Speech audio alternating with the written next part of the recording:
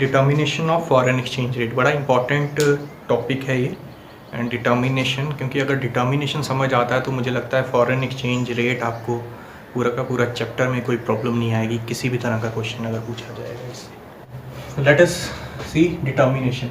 Determination of foreign exchange करने के लिए जो सबसे पहली चीज़ जो आपको करनी है वो आपको फाइंड करना है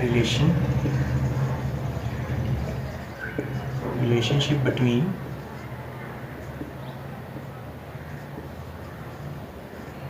demand and foreign exchange rate।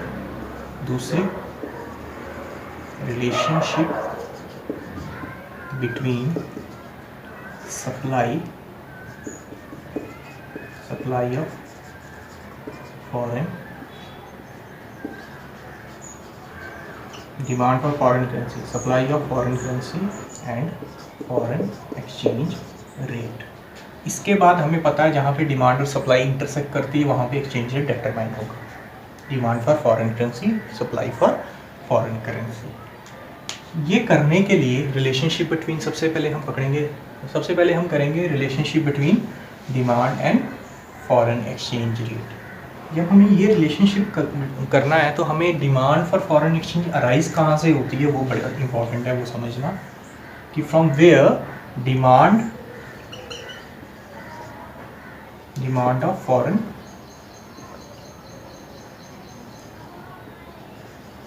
जब हम डिमांड फॉर फॉरेन एक्सचेंज की बात करते हैं that means outflow of foreign exchange, तो हमारे यहाँ कंट्री से बाहर जाएगा जो foreign exchange, foreign currency.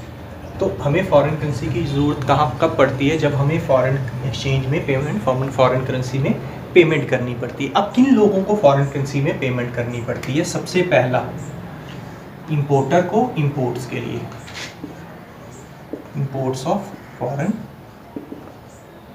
Goods. अगर हमें फॉरेन गुड्स इंपोर्ट करनी है तो उस केस में हमें डिमांड अराइज होगी फॉरेन एक्सचेंज की। दूसरी चीज़, टूरिज़्म के लिए, फॉरेन टूर के लिए जब आप लोग जाते हो, tour of foreign country for that matter, so USA, UK, कहीं भी आप जाते हो तो आपको इस कंट्री की करेंसी आपको चाहिए होती है या फिर डॉलर चाहिए होता है जो यूनिवर्सली एक्सेप्टेबल होता है। तो टूरिज़्म के लिए भी हमें फॉरेन करेंसी चाहिए होती है। थर्ड जो हमें यूनिलैटरल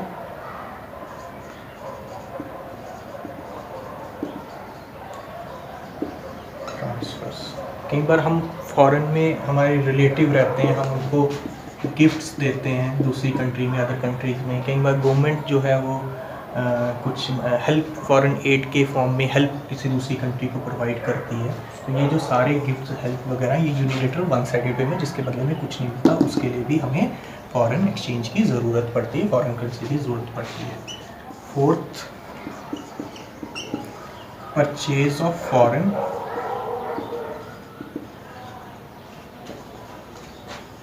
एसेट्स। हमें फॉरेन एसेट्स कई बार खरीदना पड़ता है। हम कई तरह के फॉरेन एक्सचेंज में जाके शेयर्स बाय करते हैं, बॉन्ड्स बाय करते हैं, लैंड कहीं जाके दूसरी कंट्री में, फ्लैट की दूसरी कंट्री में जाके बाय करते हैं। तो ये सारे के सारे आपके जो है फॉरेन एसेट्स परचेज में आएंगे।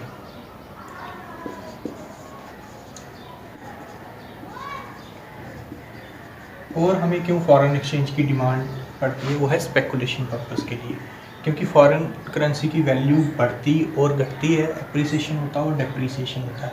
उस एप्रिसिएशन और डेप्रिसिएशन गेन जो है वो लेने वाले भी होते हैं, उनको स्पेकुलेटर्स बोलता है। और वो जो पूरा जो एक्टिविटी वो करते हैं उसको बोलते हैं स्पेकुलेशन। स्पेकुलेशन मतलब अंदाज़ा लगाते हैं। सपोज़ आज मैंने $1 जो है वो 70 का खरीद लिया इस उम्मीद में कि मेरे को इसका $1.80 आने वाले टाइम पे मिल जाएगा। अगर इसका $1.80 मिल गया तो मेरे को $1 में ₹10 का गेन हो जाएगा। ठीक है, तो ये इस तरह के प्रॉफिट, इस तरह के गेन्स जो हैं जो लोग करते हैं और उस प्रोसेस को स्पेकुलेशन करता है, जो फॉरेन एक्सचेंज मार्केट में ये होता भी है। फॉरेन एक्सचेंज, हमें डिमांड ऑफ फॉरेन एक्सचेंज और फॉरेन एक्सचेंज रेट के बीच में जो है वो डिफरेंस फाइंड करना पड़ेगा सबसे पहले। हमारी जो एक्सचेंज रेट है वो चेंज हो सकता है, वो कम भी हो बढ़ भी सकता है, कम भी हो सकता है, ठीक है। जैसे $1 70 रुपीज़ था, $1 जब 80 रुपीज़ हो गया तो फॉरेन एक्सचेंज जो है वो बढ़ गया, $1 60 हो गया तो फॉरेन एक्सचेंज रेट कम हो गया। तो रिलेशनशिप को बताने के लिए हम एक 2 डायमेंशनल फिगर का सहारा लेंगे। 2 डायमेंशंस में हमने, एक में हमने रखा फॉरेन एक्सचेंज रेट और दूसरी डायमेंशन में रखा हमने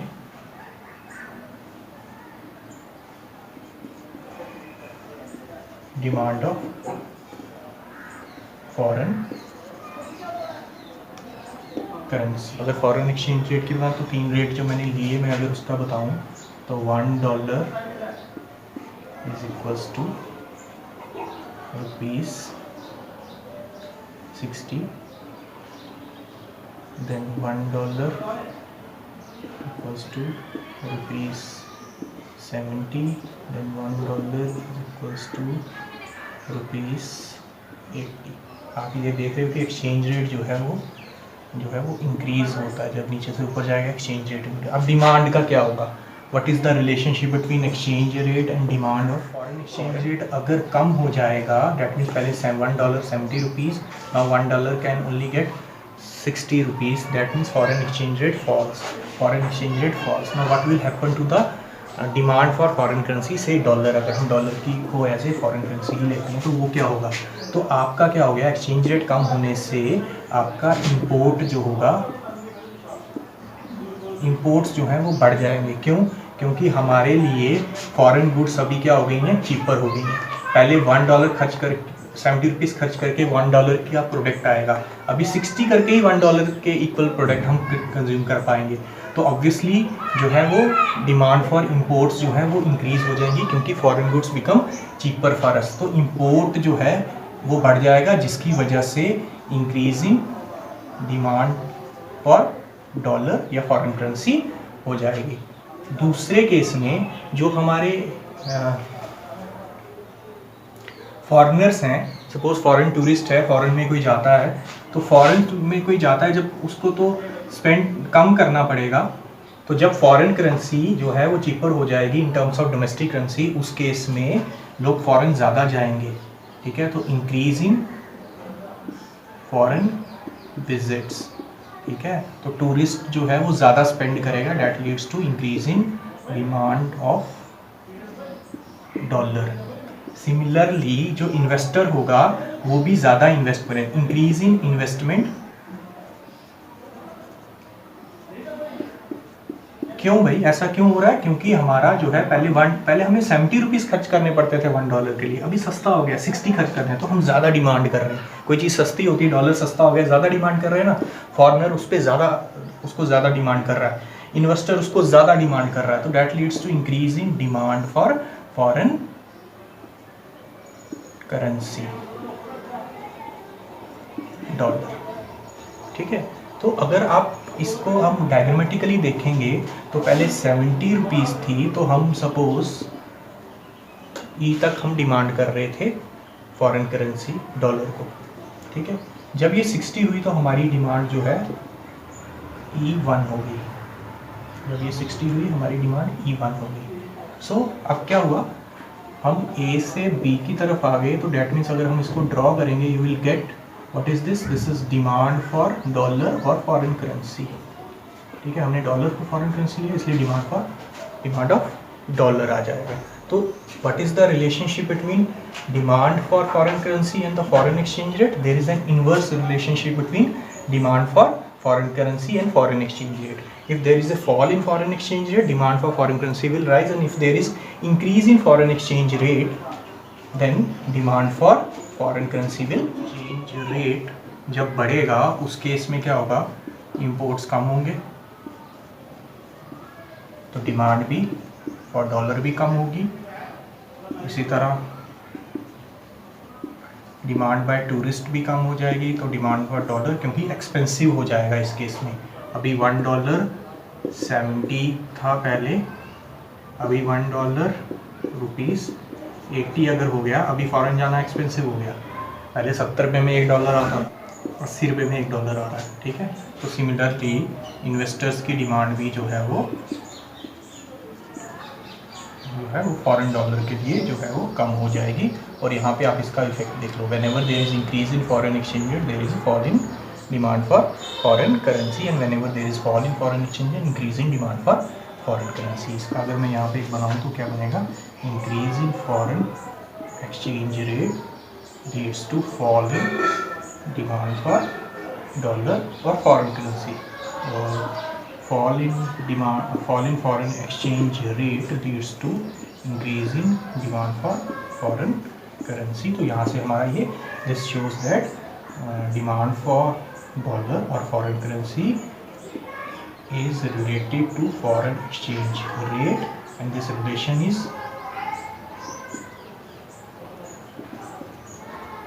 inverse, negative inverse relationship। Okay, अब हम अगर arises, first point is exports. हमारी सप्लाई फॉरेन करेंसी कहाँ से आती है, जो हम बाद में खर्च करते हैं वो आती है सबसे पहले इंपोर्ट से। जब हम एक्सपोर्ट करते हैं गुड्स एंड सर्विसेज को फॉरेन करेंसी कंट्री में बेचते हैं, that leads to inflow of foreign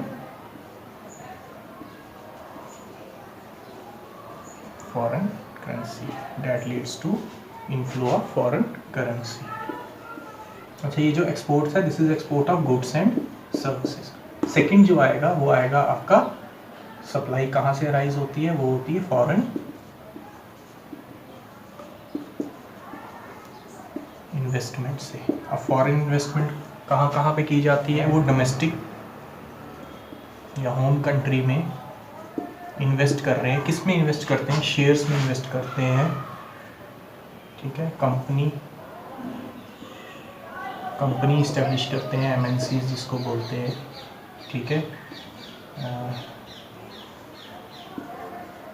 bonds खरीदते हैं, ओके, लैंड खरीदते हैं, एक्स्ट्रा जो भी काम की जो चीज़ें की जाती हैं फॉरेनर्स हमारी डोमेस्टिक करेंसी होम कंट्री में करते हैं, that is called foreign investment. इसी तरह फॉरेन टूरिस्ट होते हैं,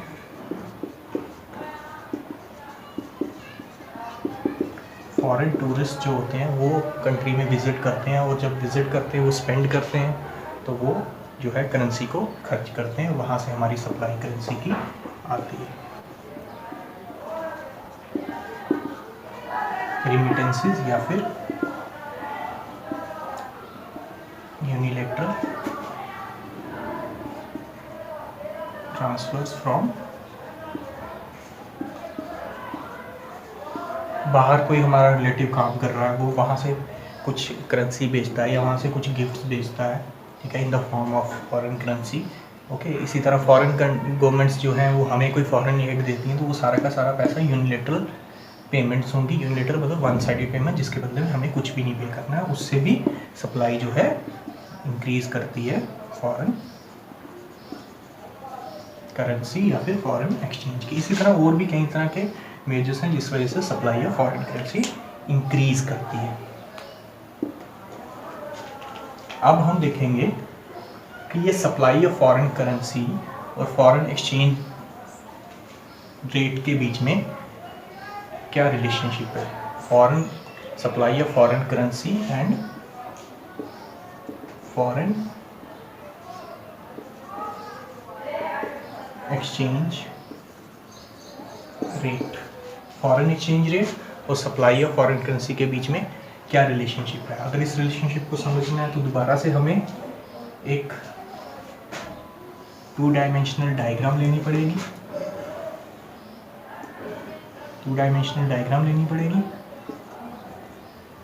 जिसमें एक साइड पे हम क्या लिखेंगे, supply of foreign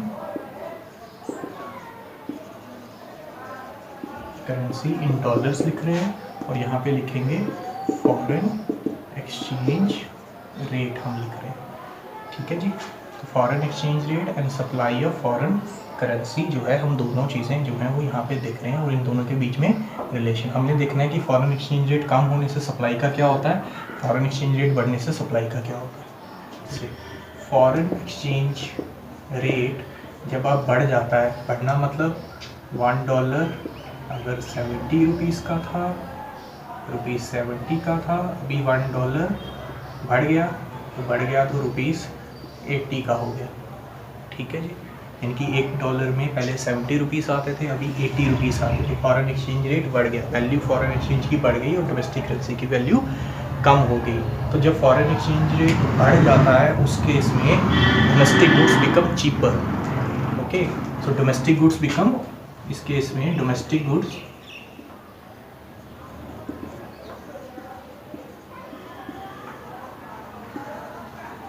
cheaper.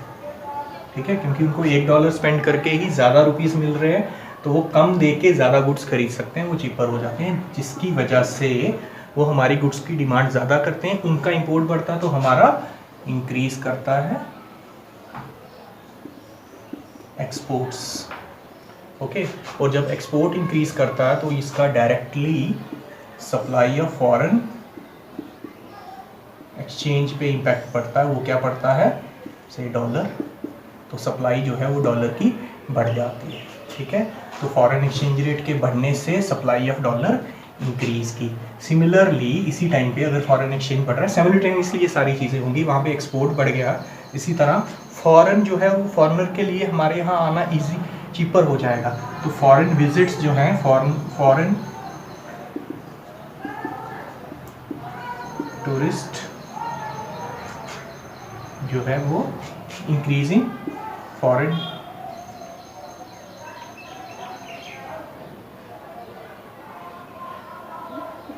Increasing foreign tourist flow, inflow जो फॉरेन टूरिस्ट का वो भी इंक्रीज होता है, और वो जब आएंगे तो स्पेंड करेंगे तो that leads to increasing supply of foreign exchange से $, जो हमने यहाँ पे लिया।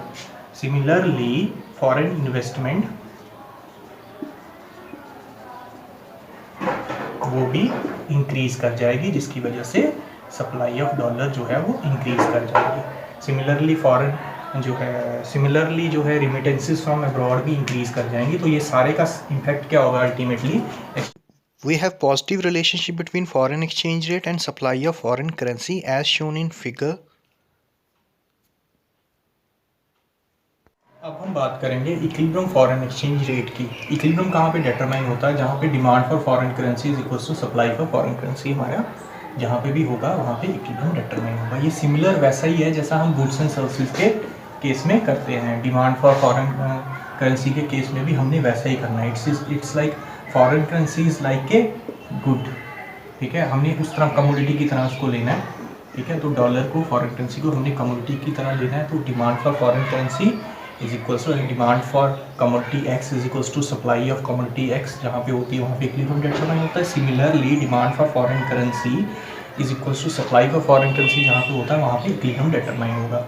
ये हम डायग्रामेटिकली ज़्यादा अच्छी तरह से इसको समझ पाएंगे अगर मैं यहाँ पे सप्लाई फॉर $, और डिमांड फॉर $, बनाऊँ, तो जहाँ पे दोनों इंटरसेक्ट करेंगे वो हमारा इक्विलिब्रियम पॉइंट होगा। This point is Q and this point is R। R is the exchange rate and Q is the R0 is the exchange rate and Q0 is the demand and supply. यहाँ पे हमारा equilibrium point, हमारी demand और supply दोनों equal होंगे। अब बात आती है कि क्या ये इक्विलिब्रियम पॉइंट अकेला इक्विलिब्रियम पॉइंट है, इसके अलावा कोई इक्विलिब्रियम पॉइंट नहीं होता। हम मान के चलते हैं कि इसके अलावा इक्विलिब्रियम पॉइंट और भी है, से R1 मतलब एक्सचेंज रेट ज़्यादा है, हाई है ना। तो R1 हमने मान लिया कि ये इक्विलिब्रियम एक अनदर इक्विलिब्रियम पॉइंट है। इस केस में डिमांड कितनी होगी, डिमांड जो है वो होगी Q1, और सप्लाई कितनी होगी, सप्लाई होगी Q। आप देख सकते हो there is a gap between demand and supply. Demand इतनी है, सप्लाई ज़्यादा है। ये जो चीज़ें, ये जो फॉरेन एक्सचेंज है, ये एक्स्ट्रा फॉरेन एक्सचेंज हमारे पास पड़ा हुआ है। जब फॉरेन एक्सचेंज की सप्लाई ज़्यादा होगी that means there is an excess supply of foreign currency, और जब एक्सेस सप्लाई होगी तो क्या होगा, फॉरेन करेंसी का जो है वो रेट कम हो जाएगा। That means foreign exchange rate कम हो जाएगा। तो फॉरेन एक्सचेंज रेट कम होना मतलब R1 से ये बिलो होता जाएगा। तो जैसे फॉरेन एक्सचेंज कम होगा, प्रेशर किस पे पड़ेगा, डिमांड विल इंक्रीज, क्योंकि there is a inverse relationship between demand and there is an inverse relationship between demand and foreign exchange rate. Lower the foreign exchange, higher the demand. Higher the foreign exchange, lower the demand. तो जैसे ही foreign exchange कम हुआ आपकी demand जो है वो बढ़ गई और सप्लाई जो है there is a direct relation between supply and foreign exchange, that is why supply fall हो गई और अल्टीमेटली इक्विलिब्रियम पॉइंट कहाँ पे आ गया हमारा, ई पे आ गया। हम मान के चलते हैं R1 की जगह कोई ऐसा पॉइंट है जो R0 से नीचे है, तो हम मान के चलते हैं इस बार वो इक्विलिब्रियम पॉइंट है। अगर R0 से नीचे कोई पॉइंट हुआ यानी कि एक्सचेंज रेट R0 से जब नीचे होगा से R2, उस केस में देखते हैं कि क्या ये इक्विलिब्रियम है। हम मान लेते हैं कि R2 is the new equilibrium point. Okay, तो उस केस में क्या होगा, आपकी सप्लाई जो होगी वो कितनी है, Q3, और आपकी डिमांड कितनी है, Q4। This is the supply and this soul is the demand. इस केस में you have excess demand of foreign exchange और फॉरेन करेंसी। तो ये जो एक्सेस डिमांड है, अभी जब डिमांड ज़्यादा होती है तो क्या होता है, डिमांड ज़्यादा होगी तो प्राइस उस चीज़ का क्या होता है, बढ़ जाता है ना। सप्लाई कम है, डिमांड ज़्यादा है, तो अब R2 जो है दैट इज़ एक्सचेंज रेट जो है वो क्या करना शुरू हो जाएगा, राइज करना शुरू हो जाएगा। एक्सचेंज रेट राइज होगा तो सप्लाई क्या होगा, supply will also increase because there is a positive relationship between supply and exchange rate. Exchange rate बढ़ेगा, सप्लाई बढ़ेगा। डिमांड का क्या होगा, there is a inverse relationship between demand and foreign exchange rate, तो आपकी demand जो होगी वो फॉल होगी। तो अल्टीमेटली हम किस पॉइंट पे सेटल होंगे, जहाँ पे डिमांड सप्लाई इक्वल होगी। So there is only one equilibrium point that is R0, there is one equilibrium point that is E. At this point only one exchange rate will be there, that is R0. So this R0 is your equilibrium exchange